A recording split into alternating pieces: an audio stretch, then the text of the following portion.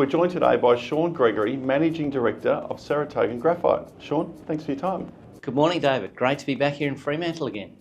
Came to the market in 2022, really with the desire to develop one of the world's largest graphite projects, but one of the highest grade graphite projects.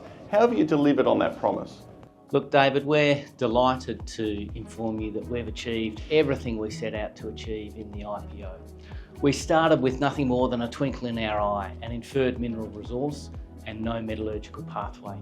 We solved that with the help of a bunch of great labs around the world, and we completed a pre-feasibility study in August last year, delivering on all of our commitments on time and on budget. And of course, we were delighted with the results. And how did those results benchmark against other results globally? Look, we already knew at the start of this process that we had an absolute monster on our hands. World's highest grade JORC resource, world's second largest deposit. We converted that over into an ore reserve, and of course we stack up very favourably there as well. In fact, our ore reserve only consumes 4% of our giant mineral resource over a 60-year mine life. So expandable, multi-generational, province-scale opportunity, that's what we're talking about. But the pre-feasibility study took that benchmarking to the next layer of detail. We peeled another layer off that onion. So when we zoom into that, we find that Sarytogan is actually the lowest cost development in terms of operating costs. We can make concentrate for about US $260 per tonne. Most of our competitors are up around $450, $500 per tonne. We can make high purity graphite, and not just any high purity graphite, 99.999% carbon, higher than anybody, again, the best, and once again, the lowest operating cost when we compare ourselves to all of the other ASX listed graphite companies. So that really gives myself and the board enormous confidence to renew our faith in this remarkable project and to charge forward with the next development steps. And importantly, secured funding from the EU? That's right, yeah, we were absolutely rapt to secure some funding from the European Bank for Reconstruction and Development, EBRD.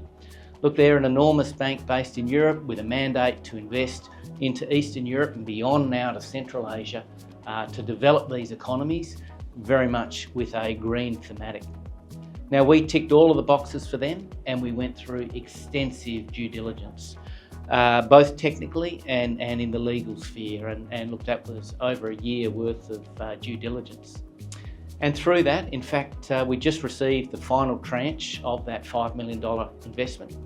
And as part of that as well, and this is the many other benefits that the bank brings, not just the money in plain vanilla equity at a 160% premium, I might add. Not only do they bring that, but they bring a bunch of horsepower financially and technically. They appointed a top mining consultancy, RPM Global, that went through and reviewed our work, and they came to the same conclusion that we're at, in that they're very optimistic about the enormous potential of this project. It's a tough market for graphite at the moment. We're seeing depressed prices, but starting to see some glimmers. But as you mentioned, grade, production costs, they're the key numbers that everyone's going to look for.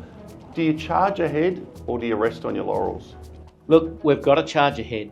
We've got to charge through the cycles. We know this game, David. It's a cyclical game, and the guys enjoying their moment in the sun now. We were just talking before, right? It's the old story. It's the 20-year overnight success story. Our moment will come, and when we've got the highest grade, the lowest operating costs, we'll be in a very strong market, a very strong position, regardless of the position in the cycle.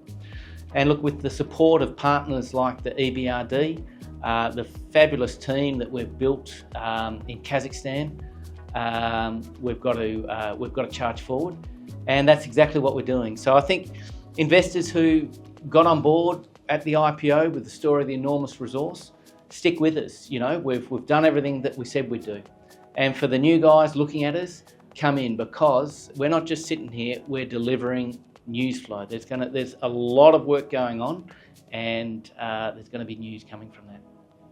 A world-class project, significant backers, strong technical capabilities, and charging ahead. That's what shareholders want to see and investors want to hear. Exciting times ahead for Sarytogan and its shareholders. Sean, thanks for your time. My pleasure, David. ASX SGA.